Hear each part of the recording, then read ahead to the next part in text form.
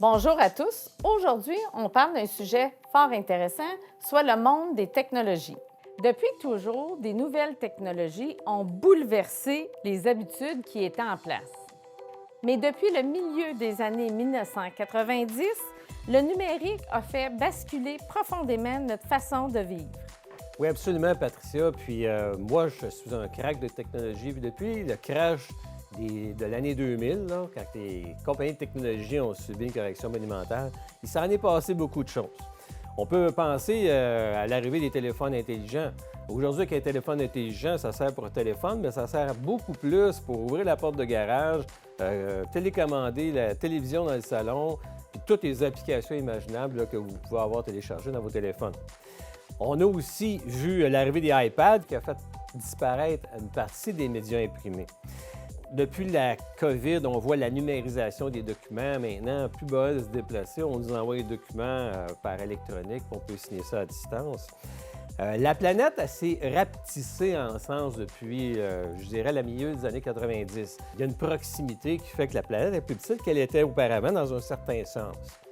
La toile Internet est rendue indispensable ou presque dans notre quotidien. Qui ne va pas sur Google pour trouver des réponses à leurs principales questions?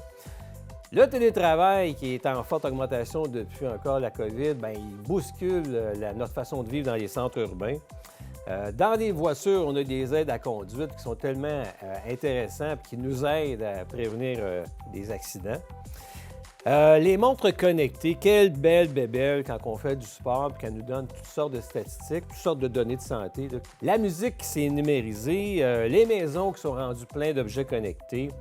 L'écoute de la télévision, pensez-y, l'époque où il fallait absolument être assis devant son téléviseur à telle heure pour voir notre émission préférée, c'est presque révolu.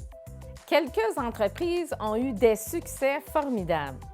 Oui, absolument, Patricia. Puis on pourrait nommer beaucoup de compagnies, mais concentrons-nous sur 7 entreprises qui sont rendues ce qu'on appelle les 7 magnifiques, qui contrôlent beaucoup du monde des technologies mondialement. On nomme Tesla, la voiture électrique, c'est le précurseur, voiture électrique, voiture autonome. On pense à Facebook, qui est partout sur la planète, qui nous a permis d'avoir notre propre média. On pense à Amazon, qui contrôle une bonne partie des achats en ligne sur la planète Terre. On pense à Microsoft, qui est partout dans nos ordinateurs. Les logiciels de bureau partout sur la planète sont en grande partie gérés par les logiciels de Microsoft. On pense à Apple, qui a révolutionné le cellulaire et qui est avec les tablettes puis avec d'autres équipements comme les montres connectées. On pense à NVIDIA. Toute l'augmentation de la circulation sur les réseaux, tout ça, l'intelligence artificielle, ça prend des puces électroniques qui sont de plus en plus performantes. Il y a bon nombre de compagnies qui en fabriquent, mais NVIDIA, en 2024, c'est eux autres qui ont les puces les plus efficaces pour, entre autres, l'intelligence artificielle. On pense à Google, qui permet en quelques clics d'avoir des réponses à peu près à tout là, sur la toile mondiale qui est l'Internet. Patricia, on peut aussi nommer quelques entreprises qui ne sont plus l'ombre d'elles-mêmes par rapport à ce qu'on a connu il y a plusieurs années. Je pense entre autres à BlackBerry, dont beaucoup de gens avaient des téléphones, c'est les précurseurs dans les applications, dans les envois de courriels qu'on pouvait se faire. Il y a entre autres la compagnie Palm Pilot, qui était aussi une compagnie qui avait eux autres les agendas. La compagnie Nokia, qui existe encore. Moi, j'ai beaucoup aimé mon téléphone Nokia, les flips là, qui étaient très efficaces, prenaient pas beaucoup d'espace dans notre poche, puis ils n'étaient pas pesants. Ils sont plus longs d'elles-mêmes depuis qu'Apple est arrivé dans le marché. Un Netscape, qui a été le premier logiciel qui nous permet de se promener sur la toile Internet. Yahoo, qui existe encore, mais qui n'est pas ce qui était longtemps. Compagnie Sony, bon nombre de personnes qui nous écoutent ont peut-être eu les Walkman pendant quelques années.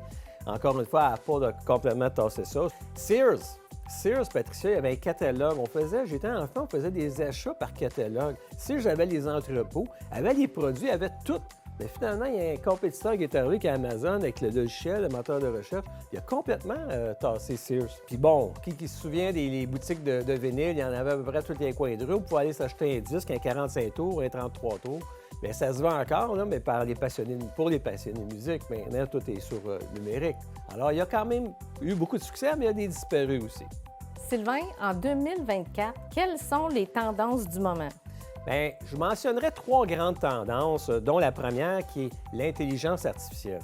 On pourrait dire que toutes les compagnies de technologie vont bénéficier de l'intelligence artificielle, mais on peut aussi dire qu'à peu près la majorité des entreprises vont en profiter. Dans nos vies de tous les jours, on va vivre l'intelligence artificielle de tout bas, tout côté.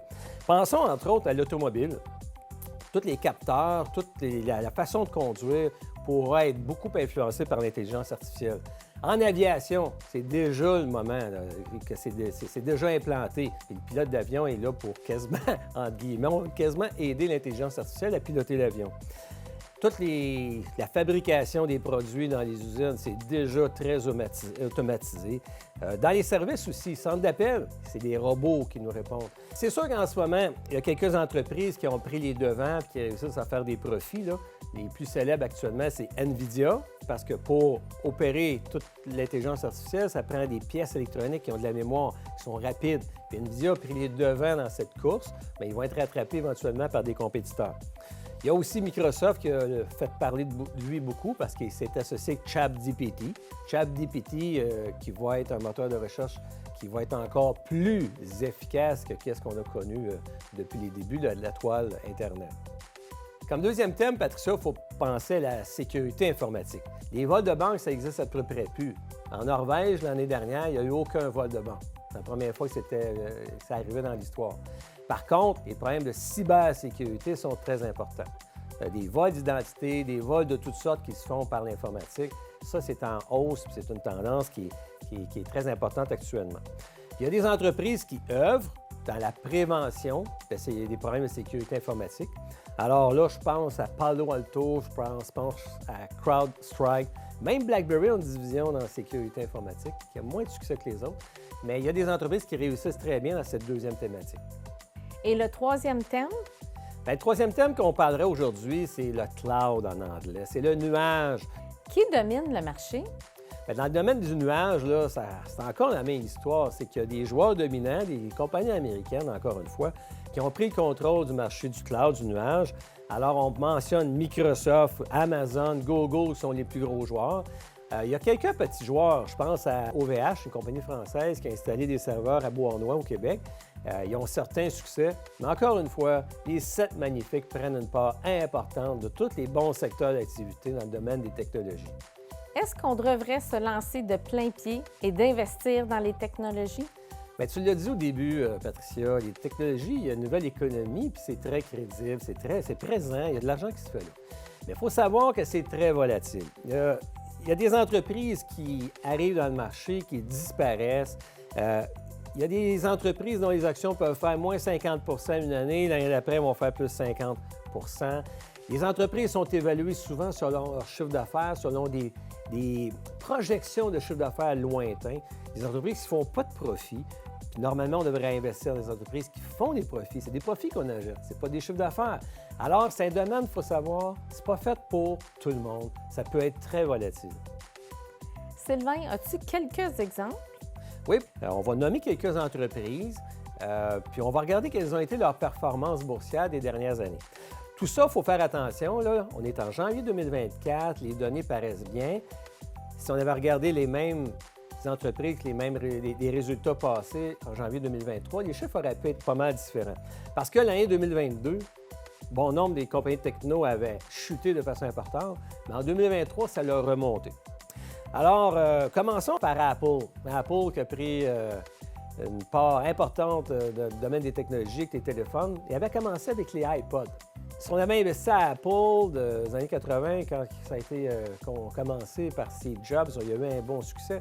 Mais après ça, à un moment donné, Apple était au bord de la faillite. Ça s'est même discuté qu'il pourrait se mettre sur la protection de la faillite, jusqu'à temps qu'il se relance avec d'autres produits. Bien, écoutez, en 2022, les actions d'Apple, on peut voir à l'écran, là, ils ont connu une performance en 2022 de moins 28 Par contre, là, on est en janvier 2024, et puis on regarde les dernières années, puis regardez, 1 an, 3 ans, 5 ans, 10 ans, puis 15 ans, bien, c'est la relance de Apple avec les nouveaux produits. Depuis 15 ans, c'est 32 par année. Alors, ce fut, malgré les années qui ont été volatiles, hein, ça a été un très beau succès. Regardons ces compétiteurs qui avaient, eux autres, les parts de marché avant qu'Apple les bouscule. Regardons Nokia. Bien, Nokia, là, si vous avez l'action depuis 15 ans, votre performance est d'à moins 4 et depuis 10 ans, c'est à moins 3 par année. Nokia existe encore, mais ça ne valait pas la peine d'investir de l'argent depuis 15 ans. Ils se sont fait tasser. Le cas de BlackBerry est pire, là, regardez. Là. Depuis 15 ans, performance, c'est moins 16 par année que vous auriez fait avec votre investissement. Depuis 5 ans, on parle de moins 15 Si on regarde la compagnie Intel, là, pendant longtemps, on achetait un ordinateur, puis il y avait un collant sur l'écran que ça marquait ou sur la boîte là, que c'était écrit Intel Inside en anglais.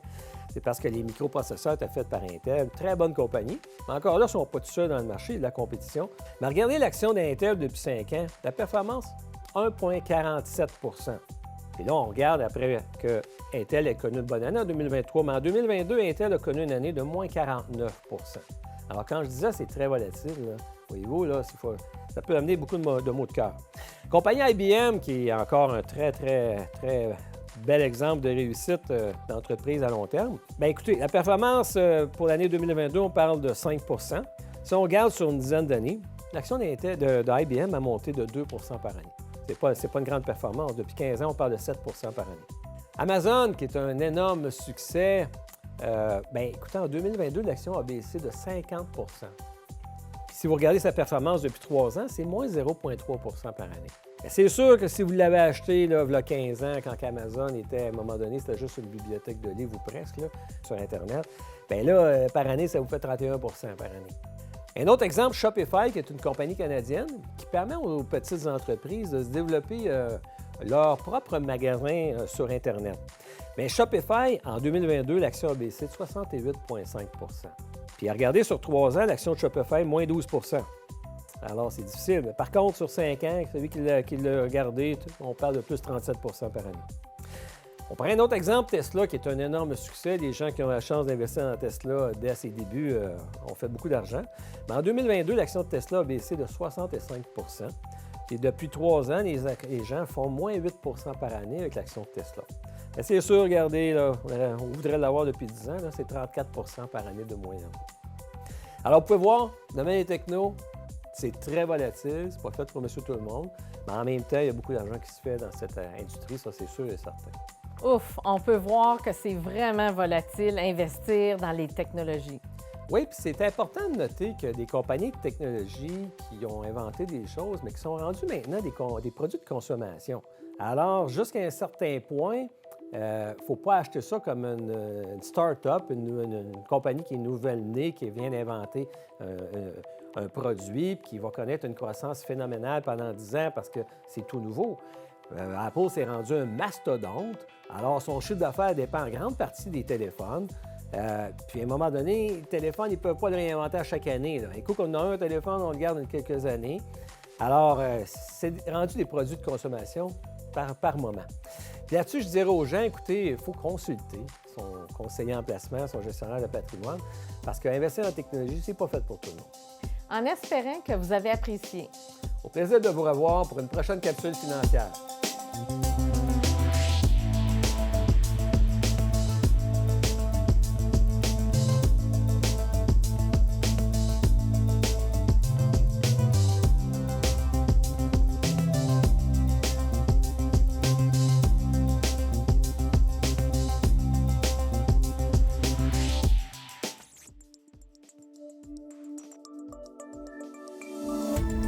Cette émission d'Accès est appuyée par Cogeco et est rendue possible grâce à la collaboration de la communauté avec Nous TV.